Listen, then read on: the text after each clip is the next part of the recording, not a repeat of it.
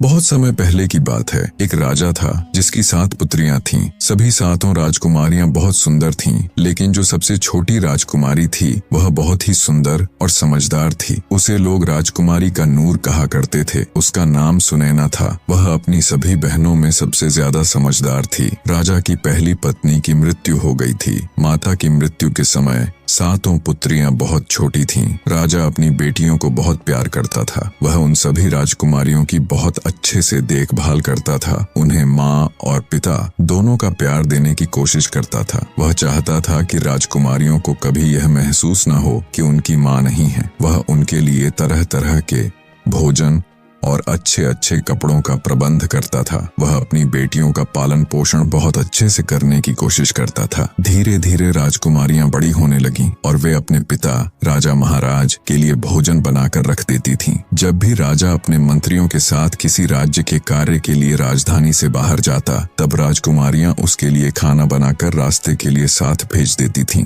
धीरे धीरे समय बीतता गया। उस राज्य में राजा का एक प्रधान सेवक था जिसकी मृत्यु हो गई। वह अपने पीछे अपनी पत्नी और एक छोटी लड़की को छोड़ गया था। वे दोनों प्रधान सेवक के बिना इस संसार में पूरी तरह अकेली रह गई थीं। राजा की 7 बेटियां अपने पिता के लिए भोजन तैयार करती थीं। जब वे राजकुमारियां भोजन तैयार कर रही होती, उसी समय प्रधान सेवक की पत्नी जो विधवा थी उनके पास आती और थोड़ी सी आग मांगती। राजा की सबसे छोटी बेटी सुनैना को वह औरत बिल्कुल भी पसंद नहीं थी। वह उसे लताड़ देती और कहती, अपने घर जाकर खुद आग जलाओ। तुम रोज रोज हमसे आग मांगने क्यों आ जाती हो? लेकिन उस औरत पर इस बात का कोई असर नहीं होता था। राजकुमारी सुनैना उसे चाहे जितना भी डांटे, समझाए या मना करे, फिर भी वह रोज आ जाती थी और आग मांगती रहती थी। राजकुमारी सुनैना की 6 बड़ी बहनें अपनी छोटी बहन को समझाती, सुनैना शांत रहा करो, वह बेचारी विधवा है। अगर हम उसे थोड़ी सी लकड़ी और आग दे देंगे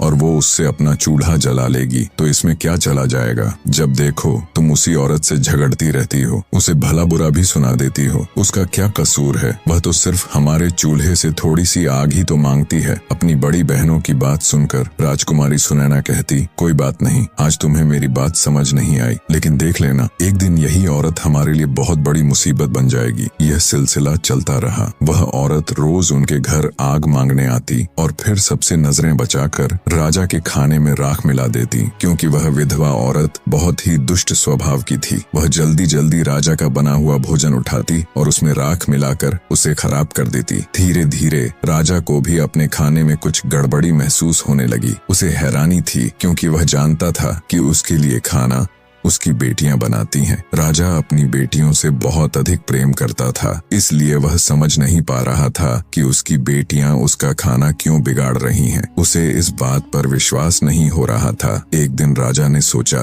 सच्चाई जानने के लिए मुझे खुद अपनी बेटियों पर नजर रखनी चाहिए, क्योंकि मेरी बेटियां मेरे लिए ऐसा कैसे कर सकती हैं? क्या वे सच में मेरा खाना बिगाड़ रही हैं? ऐसा सोच विचार करके राजा चुपचाप अपनी कक्षा में चला गया। जब उसकी बेटियां खाना बना रही थीं, वह उन्हें छिपकर देखने लगा। आखिर मेरी बेटियां किस मकसद से मेरा खाना खराब कर रही हैं? क्या वे मुझे खराब खाना खिलाकर मारना चाहती हैं? यही सब राजा के मन में चल रहा था। राजा अपने मन में तरह तरह के विचार करता रहा, लेकिन साथ ही अपनी बेटियों से प्रेम भी करता था। वह उन्हें दीवार के गुप्त झरोखे से देख रहा था। उसने देखा कि उसकी 7 बेटियां बड़े ध्यान और साफ सफाई से चावल धो रही थीं और पूरी श्रद्धा से भोजन तैयार कर रही थीं। जब सारे भोजन तैयार हो गए तो बेटियों ने उन्हें चूल्हे से दूर रख दिया, बड़े ही सलीके और साफ सफाई से। इसके बाद जो राजा ने देखा, उसे देखकर वह चकित रह गया। राजा ने देखा प्रधान सेवक की विधवा रोज की तरह आग लेने के लिए फिर उनके घर आई और उसने अपने घर का चूल्हा जलाने के लिए आग मांगी। तभी सुनैना उसे देखकर क्रोधित हो गई। वह उसे खरी खोटी सुनाने लगी। जब देखो मुंह उठाकर आग मांगने चली आती है, सुनैना ने गुस्से में कहा। तभी उसकी बड़ी बहनों ने उसे समझाया, कोई बात नहीं सुनैना,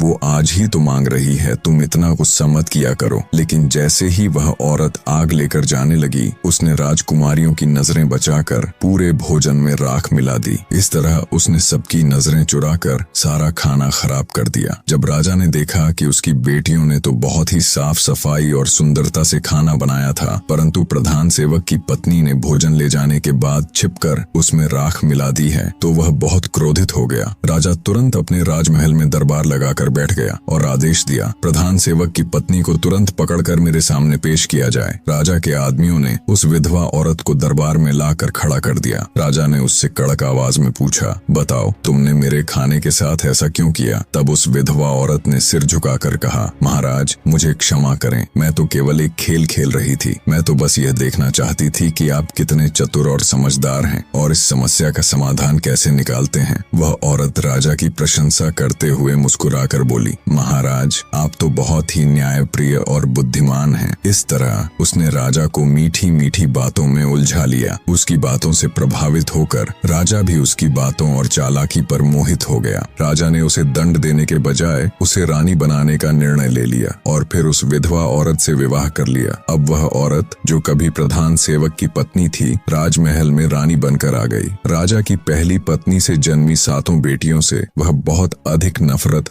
और घृणा करने लगी। नई रानी चाहती थी कि किसी भी तरह ये 7 राजकुमारियां महल से निकाल दी जाएं। वह लगातार सोचती रहती, अगर ये लड़कियां महल से चली जाएं तो राजा की सारी धन संपत्ति, वैभव और ऐश्वर्य सिर्फ मेरा और मेरी बेटी का होगा। वह चाहती थी कि उसकी अपनी बेटी राजमहल में एक सच्ची राजकुमारी बनकर रहे और उसे सभी से ज्यादा सम्मान मिले। लेकिन राजा अब भी अपनी बेटियों से बहुत प्रेम करता था। उसे अपनी बेटियों के प्रति करुणा और दया थी। वह उन्हें कभी दुख में नहीं देख सकता था। दूसरी ओर नई रानी हर तरह से उन बेटियों को दुखी करना चाहती थी। वह उन्हें पूरे दिन महल के कामों में लगाकर रखती। धीरे धीरे उसने उन्हें खाना देना भी कम कर दिया। अब राजकुमारियों को खाने के लिए भी महल में कुछ खास नहीं मिलता था। वह बहुत कम खाना देती और धीरे धीरे उनकी बाकी जरूरतें और सुख सुविधाएं भी छीनने लगी। इस तरह 7 बहनों पर दुखों का पहाड़ टूट पड़ा। इसके विपरीत जो औरत पहले प्रधान की पत्नी थी, अब रानी बन चुकी थी, उसे और उसकी बेटी को हर प्रकार की सुख सुविधाएं मिलने लगी। महल में वह अपनी बेटी को एक सच्ची राजकुमारी की तरह रखती, उसे सुंदर कपड़े पहनाती, अच्छे अच्छे भोजन बनवाती और उसके लिए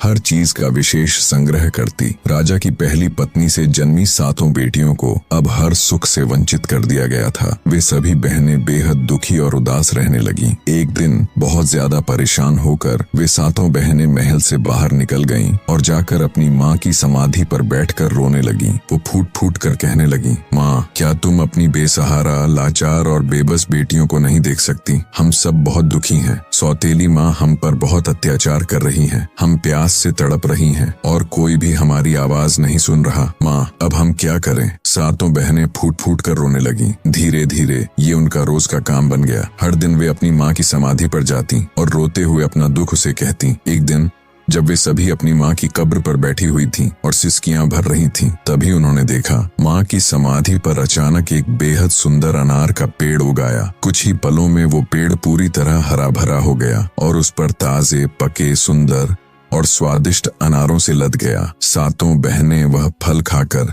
अपनी भूख मिटाने लगी। अब जब भी सौतेली माँ उन्हें खाने को पर्याप्त भोजन नहीं देती, वे चुपचाप अपनी माँ की समाधि पर आ जाती और उन्हीं अनारों को खाकर जीवित रहने लगी। धीरे धीरे उन्होंने सौतेली माँ का दिया हुआ घटिया भोजन खाना छोड़ दिया और केवल उस चमत्कारी अनार वृक्ष के फलों से ही जीने लगी, क्योंकि वो अनार का पेड़ अद्भुत था। जितने फल तोड़े जाते, अगले दिन उससे अधिक सुंदर और स्वादिष्ट फल उसी पेड़ पर फिर से उग जाते। वो फल भोजन के लिए पूरी तरह पर्याप्त होते। अब सौतेली माँ सोचने लगी, ये 7 लड़कियां न तो खाना खा रही हैं, न ही मैं इन्हें कुछ देती हूँ, फिर भी ये इतनी सुंदर और स्वस्थ कैसे हैं? ना कोई बीमार है, ना कोई कमजोर, बल्कि इनका आकर्षण तो दिन ब दिन बढ़ता जा रहा है। जबकि मैं अपनी बेटी को अच्छे से अच्छा खिलाती हूँ, फिर भी वह इन लड़कियों के सामने फीकी लगती है। आखिर चल क्या रहा है? इस रहस्य से परेशान होकर एक दिन सौतेली माँ ने अपनी बेटी को उनके पीछे भेजा ताकि वह पता लगा सके कि इन 7 बहनों का रहस्य क्या है। राजकुमारियों का पीछा करते हुए वो लड़की माँ की समाधि के पास पहुँच गई और उसने देखा कि 7 की 7 बहनें अनार के पके फलों को इकट्ठा कर रही हैं। तभी सुनैना ने उसे देख लिया। देखो ये लड़की हमारा पीछा कर रही है। सुनैना ने अपनी बहनों से कहा, वो हमें देख रही है। अगर हमने फलों को नहीं छिपाया तो ये सब जाकर अपनी माँ को बढ़ा चढ़ाकर बता देगी और वो हमारे लिए बहुत बड़ी मुसीबत खड़ी कर देगी। लेकिन सुनैना की दूसरी बहनों ने उसे शांत किया। अरे नहीं सुनैना, तुम इतनी परेशान मत हो, ये लड़की निर्दोष है। अगर उसकी माँ हमें कष्ट देती है तो इसमें इस लड़की की क्या गलती है। ऐसा कहकर राजकुमारियां उस लड़की को अपने पास बुला लेती हैं और उसे भी खाने के लिए कुछ अनार दे देती हैं। वो लड़की अपने घर लौटती है और अपनी माँ रानी से कहती है, माँ ये लड़कियां भूखी नहीं रहती, इनकी माँ की समाधि पर एक अनार का पेड़ है। ये सभी बहनें उसी पेड़ से अनार तोड़कर खाती हैं और माँ वो फल इतने अद्भुत होते हैं, इतना मीठा फल मैंने आज तक कभी नहीं खाया। बेटी की बात सुनकर रानी गुस्से से तिलमिला उठती है। अब वो सोचने लगती है इन लड़कियों को उस पेड़ से फल खाने से कैसे रोका जाए। अगले दिन रानी ने पूरा दिन अपने कक्ष में ही बिताया, चुपचाप और उदास सी बैठी रही। शाम को राजा कक्ष में आया और बोला, रानी तुम्हारे चेहरे पर उदासी क्यों है, तुम इतना दुखी क्यों दिख रही हो। तब रानी ने गहरी सांस लेते हुए कहा, महाराज मेरे सिर में बहुत दर्द है, ऐसा लग रहा है जैसे ये दर्द मेरी जान ले लेगा। अगर कोई चीज इस दर्द से मुझे मुक्ति दिला सकती है तो वो है वो अनार का पेड़ जो आपकी पहली पत्नी की समाधि पर उगा है। राजा हैरान होकर बोला, कौन सा पेड़। रानी बोली, वही सुंदर अनार का पेड़। अगर आप उसकी जड़ें, तना और पत्ते लेकर उसे पानी में उबालकर उसका रस तैयार करवा दें तो वही औषधि बनकर मेरा सिर दर्द ठीक कर सकती है। अगर उस जल से मेरे सिर की मालिश की जाए और मैं उसे पी भी लूं तो मैं पूर्ण रूप से स्वस्थ हो जाऊंगी। राजा अपनी रानी की बात मान जाता है और तुरंत अपने सेवकों को आदेश देता है, पहली रानी की समाधि पर जो अनार का पेड़ है उसका जड़, तना और पत्तों समेत उखाड़ कर यहाँ ले आओ। सेवकों ने राजा के आदेश का तुरंत पालन किया। वे समाधि पर पहुंचे और उस चमत्कारी अनार के पेड़ को जड़ से उखाड़कर महल में ले आए। जैसे रानी ने कहा था वैसे ही राजा ने उस पेड़ को जल में उबालने का आदेश दिया ताकि वह औषधि बन सके। फिर उस उबले जल से रानी के सिर की मालिश की गई और उसे वह रस पीने को दिया गया। उस औषधि का सेवन करने के बाद कुरूप रानी ने राजा से कहा, अब मैं बिल्कुल ठीक हो गई हूँ और बहुत अच्छा महसूस कर रही हूँ। अगले दिन जब सातों बहनें रोज की तरह अपनी माँ की समाधि पर पहुंची तो उन्होंने देखा वहाँ अनार का सुंदर पेड़ अब गायब हो चुका था। ये देखकर सब स्तब्ध रह गईं। उनके चेहरे पर घबराहट और गहरा दुख उतर आया और वे सभी वहीं बैठकर फूट फूट कर रोने लगीं। अब हमारी भूख कौन मिटाएगा, अनार का पेड़ चला गया था, अब उनके पास खाने को कुछ नहीं था। दुख में डूबी बहनें फिर से माँ से प्रार्थना करने लगीं, माँ अब हम क्या करें। तभी उन्होंने देखा जहाँ पहले अनार का पेड़ था अब वहाँ एक छोटा सा तालाब बन चुका था जो मक्खन जैसे सफेद पदार्थ से भरा हुआ था। जल्द ही वह मक्खन धीरे धीरे सफेद ठोस बिस्कुट की तरह जमने लगा। बहनें ये देखकर आश्चर्यचकित रह गईं। उन्होंने उन बिस्कुटों में से कुछ उठाकर खाया जो स्वाद में बेहद लाजवाब थे। अब रोज जब भी उन्हें भूख लगती वे माँ की समाधि पर जाती और उस तालाब में बनी मक्खन बिस्कुट जैसी चीज को खाकर अपनी भूख शांत करती। अब अनार का पेड़ उखाड़े जाने के बाद भी उनकी हालत पहले जैसी ही बनी रही, स्वस्थ, सुंदर और प्रसन्न। पर इसी ने रानी को फिर से बेचैन कर दिया। उसने अपनी बेटी को बुलाकर गुस्से में कहा, मुझे कुछ समझ नहीं आ रहा है। मैंने उस अनार के पेड़ को जड़ से उखाड़ दिया था, फिर भी वे लड़कियां न तो दुखी दिखती हैं, न उदास, न ही कमजोर। भोजन भी तो मैं उन्हें नहीं देती, फिर वे खा कहाँ से रही हैं। तू एक बार फिर उनका पीछा कर और इस बार ध्यान से देख आखिर माजरा क्या है। जैसे ही अगला दिन आया राजकुमारियां रोज की तरह समाधि पर पहुंची। वे माँ के चमत्कारी तालाब से मक्खन के बने बिस्कुट खा रही थी। तभी सुनैना की नजर पड़ी। सौतेली माँ की बेटी झाड़ियों के पीछे छुपी हुई उन्हें ताक रही थी। सुनैना ने अपनी बड़ी बहनों से कहा, देखो ये लड़की दोबारा यहाँ आ गई है, वो छुपकर हम पर नजर रख रही है। चलो हम इस तालाब को ढक लेते हैं ताकि ये इस रहस्य को देख न सके। अगर हमने इसे बिस्कुट का थोड़ा सा टुकड़ा भी दे दिया तो ये जाकर अपने दुष्ट माँ को सब बता देगी। फिर वो दुष्ट रानी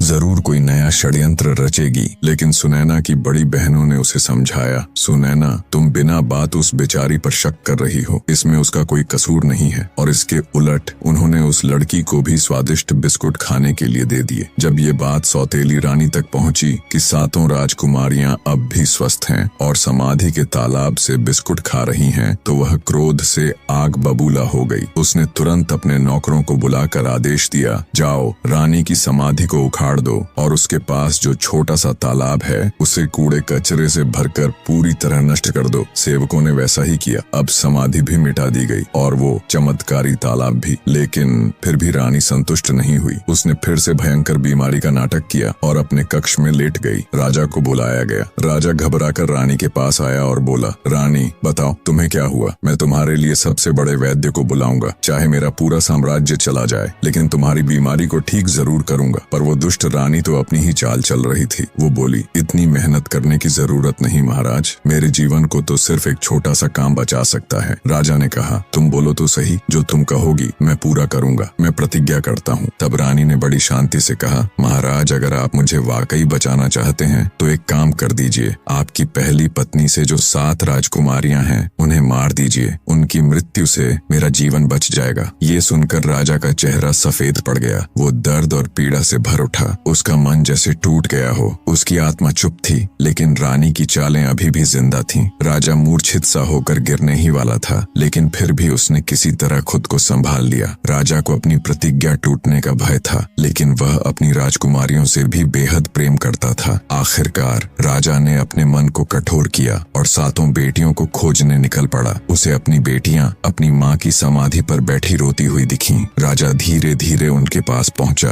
और देखा कि वे सब गहरे दुख में डूबी हुई हैं। राजा का हृदय कांप उठा। एक ओर रानी की इच्छा और उसकी दी हुई प्रतिज्ञा, दूसरी ओर अपनी बेटियों का जीवन। राजा को समझ नहीं आया कि वह क्या करे। वह बेटियों के पास गया और प्रेम पूर्वक कहा, बेटियों मेरे साथ जंगल चलो। पिता की बात मानकर 7 राजकुमारियां चुपचाप उनके साथ चल पड़ी। राजा उन्हें लेकर जंगल की ओर गया। कुछ दूर जाकर एक एकांत जगह पर उसने आग जलाई और चावल पीसकर उनके लिए खाना बनाया। दोपहर का समय था, गर्मी बहुत थी। खाना खाने के बाद सभी बहनें थक कर गहरी नींद में सो गईं। जब राजा ने देखा कि 7 बहनें सो चुकी हैं, तो उसने छुपकर वहां से निकलने का निर्णय लिया। वह धीरे धीरे उन पर नजरें बचाकर वहां से चला गया, उन्हें गहरे जंगल में अकेले छोड़कर। राजा के मन में यही था, कम से कम अब ये लड़कियां अपनी सौतेली माँ के अत्याचार से तो बच जाएंगी। चाहे ये कहीं भी जाए, लेकिन ये जीवित तो रहेंगी। चलते चलते राजा भगवान से प्रार्थना करता गया, हे प्रभु, मेरी बेटियों को भूख, प्यास और जंगली जानवरों से बचाना, उन्हें भोजन की जगह न बनाना। वापस लौटते समय राजा ने जंगल में एक हिरण का शिकार किया। उसके खून को लेकर महल वापस आया। उसने रानी की हथेली पर हिरण का खून लगा दिया ताकि वो समझे कि राजा ने बेटियों को मार दिया है। क्रूर रानी बहुत प्रसन्न हुई। वो बोली, अब मैं बिल्कुल ठीक महसूस कर रही हूँ। उधर जंगल में राजा के जाते ही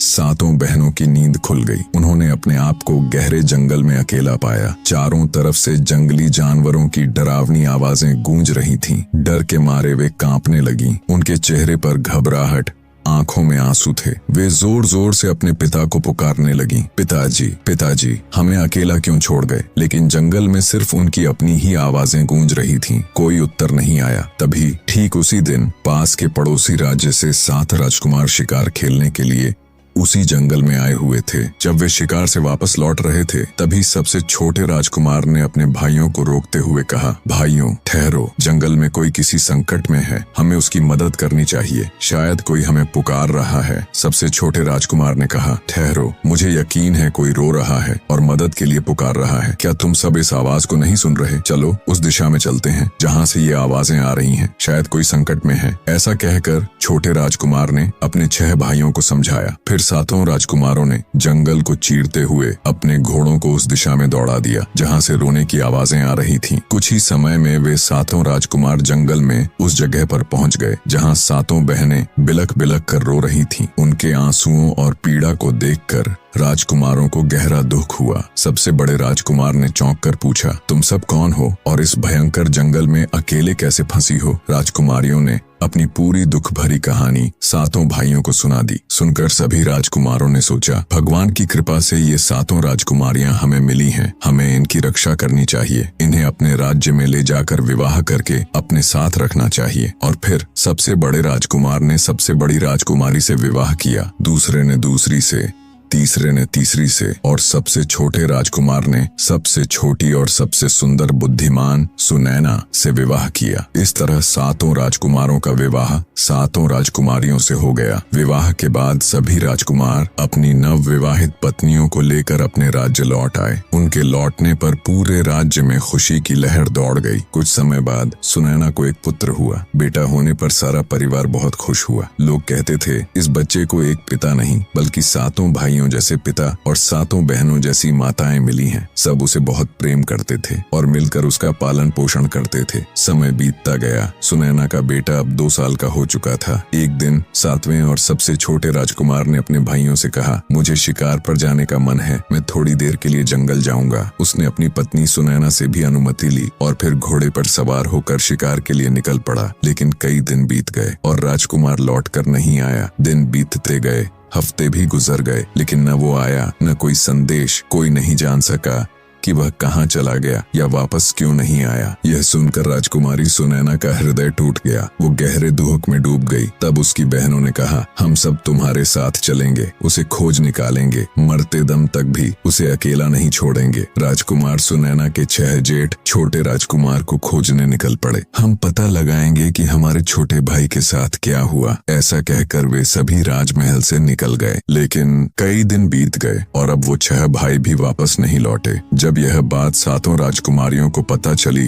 तो उनका दिल टूट गया। अब उन्हें डर सताने लगा। क्या उनके पतियों को जंगल में मार दिया गया है? क्या किसी ने कोई जाल बिछाया था? समय बीतता गया लेकिन 7 में से कोई भी भाई वापस नहीं आया। एक दिन सुनैना अपने बेटे को पालने में झुला रही थी और उसकी बहनें नीचे के कमरे में काम कर रही थीं। ठीक उसी समय महल के मुख्य द्वार पर एक रहस्यमयी व्यक्ति आया जिसने काला लबादा पहन रखा था। वह अपने आप को एक साधु बता रहा था और कह रहा था कि वह भिक्षा मांगने आया है। द्वारपाल ने उसे रोकते हुए कहा, माफ कीजिए, महल में भिक्षा मांगना संभव नहीं है। राजा के सभी पुत्र कहीं बाहर गए हुए हैं और हमें शक है कि वे अब इस दुनिया में नहीं हैं। उनकी विधवाएं अंदर हैं। भिक्षा मांगने से उन्हें तकलीफ हो सकती है। लेकिन वो आदमी हंसा और बोला, मैं एक साधु हूँ। साधु को भोजन देना कोई पाप नहीं है। पर हकीकत ये थी, वह कोई साधु नहीं था। वह था एक दुष्ट जादूगर जिसका नाम था कालिया। वह छल से महल में घुस आया। अंदर आते ही उसकी नजर महल की सुंदर वस्तुओं पर पड़ी और घूमते घूमते वह उस कमरे में पहुंच गया जहां राजकुमारी सुनैना अपने छोटे बेटे को झुला रही थी और एक प्यारी सी लोरी सुना रही थी। जैसे ही कालिया ने सुनैना को देखा वह मंत्रमुग्ध रह गया। उसके मन में कपट और लालसा भर गई। इतनी सुंदर स्त्री, जैसे स्वर्ग की देवी, अब मेरी होनी चाहिए। वह सीधा सुनैना के पास गया और बोला, मैं तुम्हें पसंद करता हूँ, मेरे साथ चलो, मैं तुमसे विवाह करना चाहता हूँ। सुनैना सन्न रह गई। एक अनजान पुरुष अचानक उसके कक्ष में आकर विवाह का प्रस्ताव दे रहा था। उसकी आंखों में घृणा और भय भर गया। उसने गहरी आवाज में कहा, मैं शादीशुदा हूँ, मेरा पति था, शायद अब नहीं है, लेकिन मेरे पास मेरा बेटा है। मैं उसका पालन पोषण करूंगी और हमेशा यहीं रहूंगी। मेरे जीने के लिए मेरे बेटे का सहारा ही काफी है। जादूगर कालिया ने सुनैना को बहुत से प्रलोभन दिए लेकिन राजकुमारी सुनैना उसकी बातों में नहीं आई। उसने साफ कह दिया, मैं अपने पति को खोजूंगी और मुझे यकीन है वह जरूर मिलेगा। लेकिन कालिया जैसा दुष्ट न सुनने का आदी नहीं था। उसे गुस्सा आ गया, ये राजकुमारी मेरी बात नहीं मान रही। उसने कई बार सुनैना को समझाने की कोशिश की लेकिन जब सुनैना ने गुस्से में उसे महल से निकल जाने को कहा तो कालिया तिलमिला उठा और फिर उसने अपने जादुई बल से राजकुमारी सुनैना को एक छोटे से सफेद कुत्ते में बदल दिया। अगर तू अपनी इच्छा से नहीं आएगी तो अब मेरी इच्छा और मेरी शक्ति से तू मेरे साथ चलेगी। कालिया गरजा। अब सुनैना एक कुत्ते के रूप में इधर उधर भागने लगी। उसके पास कोई शक्ति नहीं थी, ना बोल सकती थी, ना अपनी बहनों को बता सकती थी कि उसके साथ क्या हुआ। जादूगर कालिया ने कुत्ते को रस्सी में बांधा और बाहर ले जाने लगा। द्वारपालों ने देखा तो पूछा, ये छोटा कुत्ता कहाँ से लाए हो? कालिया मुस्कुराया, राजकुमारी ने इसे मुझे एक उपहार के रूप में दिया है। इतना सुनकर द्वारपालों ने बिना कुछ पूछे कालिया को महल से बाहर जाने दिया। कुछ समय बाद राजकुमारी सुनैना की 6 बहनों ने अपने भांजे के रोने की आवाज सुनी। वे सीढ़ियां चढ़कर ऊपर कमरे में पहुंची तो देखा वहां कोई नहीं था। उन्होंने चारों ओर देखा लेकिन न सुनैना। चिंता में डूबकर उन्होंने महल के सेवकों से पूछा। सेवकों ने बताया, कोई साधु आया था जिसके साथ एक सफेद कुत्ता था। शायद वही राजकुमारी का उपहार था। राजकुमारियों को अंदाजा हो गया, जरूर सुनैना के साथ कोई षड्यंत्र हुआ है। वो हमारी बहन हमें छोड़कर गई नहीं बल्कि उसे जबरदस्ती ले जाया गया है। समय बीतता गया। राजकुमारी सुनैना का बेटा अब 14 साल का हो गया था। एक दिन उसकी मौसियों ने उसे पूरे परिवार का इतिहास बताना शुरू किया। उसे उसके माता पिता की पूरी कहानी सुनाई गई। राजा, रानी, राजकुमारों, सौतेली रानी और दुष्ट जादूगर की बातें। राजकुमार ध्यान से सब सुनता रहा। जब सब कुछ जान गया तो उसका दिल दुख और क्रोध से भर उठा। उसने दृढ़ संकल्प लिया, मैं अपने माता पिता को खोजूंगा, चाहे वे इस संसार के किसी भी कोने में हों, मैं उन्हें ढूंढ कर वापस लाऊंगा। उसने अपने संकल्प की बात अपनी मौसियों से साझा की। अगर वे जीवित हुए तो मैं उन्हें ढूंढ लाऊंगा और फिर हम सब फिर से एक साथ अपने घर लौटेंगे। उम्मीद है अभी तक ये कहानी आपको पसंद आई होगी। इसका अगला भाग देखने के लिए इस वीडियो पर क्लिक करें और वीडियो को लाइक, सब्सक्राइब करना ना भूले। आपका मनोरंजन हमारी जिम्मेदारी। धन्यवाद।